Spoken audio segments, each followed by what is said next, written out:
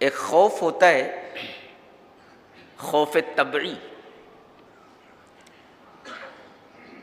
اگر اس کے اسباب پائے جائیں تو یہ جائز ہے، اور اگر اسباب نہ پائے جائیں تو شرک ہے یا حرام ہے۔ جیسے حضرت موسیٰ علیہ السلام سے غلطی سے ایک آدمی کا قتل ہو جاتا ہے اور بات کھل جاتی ہے کہ قاتل حضرت موسیٰ ہے۔ اب فرعونی حکومت یہ مشورہ کرنے بیٹھ گئی اور مشورے میں طے پایا کہ موسیٰ کو اس مقتول کے بدلے قتل کر دیا جائے۔ ایک آدمی شہر کے آخری کنارے پر رہتا تھا، وہاں سے دوڑتا ہوا آیا اور کہا موسیٰ ان الملأ یأتمرون بک لیقتلوک،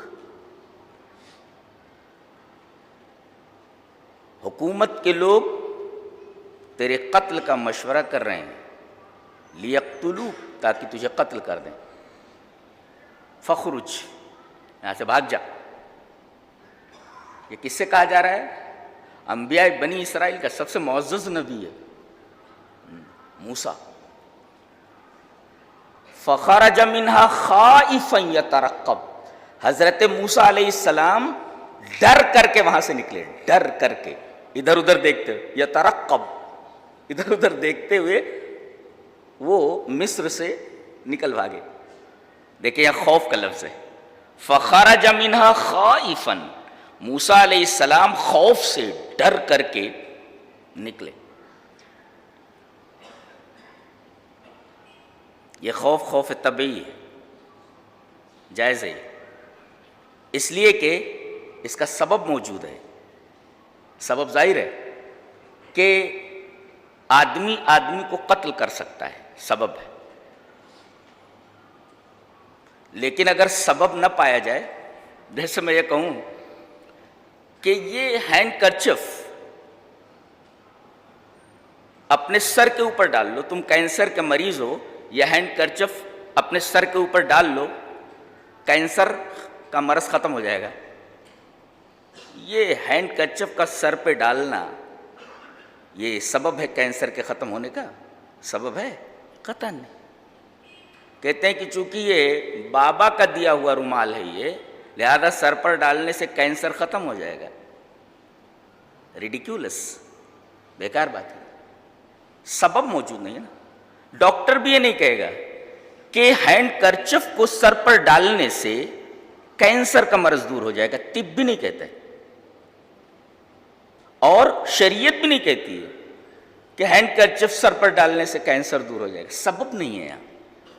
لہذا اگر کوئی کہتا ہے کہ چونکہ یہ بابا کا دیا ہوا یہ ہینڈ کرچف ہے لہذا سر پر ڈالنے سے کینسر دور ہو جائے گا، ریڈیکیولس، حرام ہے، ناجائز ہے، شرک ہے، اس لیے کہ سبب نہیں پایا گیا۔ طب بھی نہیں کہتی ہے کہ یہ سبب ہے اور شریعت بھی نہیں کہتی ہے کہ یہ سبب ہے، لیکن وہاں سبب موجود ہے، سبب ظاہری، آدمی کو قتل کرتا ہے، سبب موجود ہے وہاں۔ لہذا اگر خوف طبعی ہے اور سبب پایا جا رہا ہے تو ایسا خوف جائز ہے، مباح ہے۔ ان اجدت اسبابہ، ایسا خوف جائز ہے اگر سبب پایا جائے، اگر سبب نہیں پایا جاتا تو شرک ہے جی۔ تو فخرج منها خائفا یترقب، حضرت موسیٰ علیہ السلام ڈر کے مارے نکل پڑے۔ دیکھو خوف یہاں ہے، تو کیا یہ حضرت موسیٰ علیہ السلام کا فرعونی حکومت سے ڈرنا ناجائز ہے؟ نہیں، یہ خوف طبعی ہے۔ ایک جگہ اور دیکھیں، کوہ طور پر گئے ہیں حضرت موسیٰ علیہ السلام، اور ان سے کہا جا رہا ہے یہ جو آپ کے ہاتھ میں عصا ہے اس کو ڈال دیجئے، وَأَلْقِ عَصَاكَ، ڈال دیا، اپنے عصا کو ڈال دیجئے، لاٹھی انہوں نے ڈال دی۔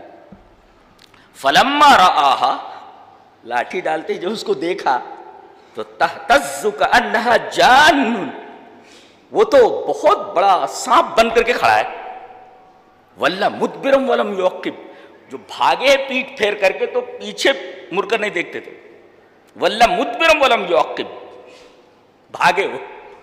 اللہ تبارک و تعالیٰ کو تسلی دینی پڑی، قال لا تخف، ڈرو نہیں، انی لا یخاف لدی المرسلون، میرے پاس مرسلین ڈرتے کہاں ہیں، میرے پاس ہو تم، میں تم سے ہم کلام ہوں، میں تم سے بات کر رہا ہوں اور تم سانپ سے ڈر رہے ہو.